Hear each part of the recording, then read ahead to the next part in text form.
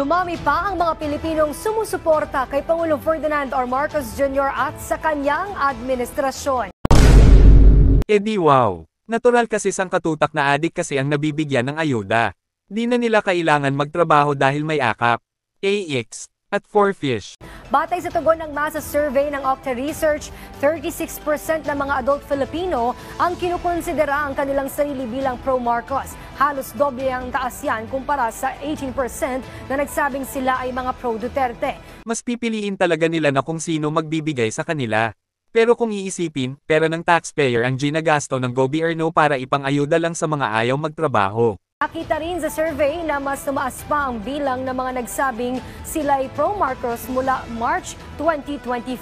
Naita na ang mataas na bilang ng mga pro-Marcos sa Balance Luzon, sinundan ng Metro Manila at Visayas. Ang survey ay sinagawa sa 1,200 respondents. 1,200 lang ang tinanong, malamang lahat pa yan adik.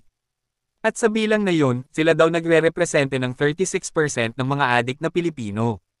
Adult pala, sorry.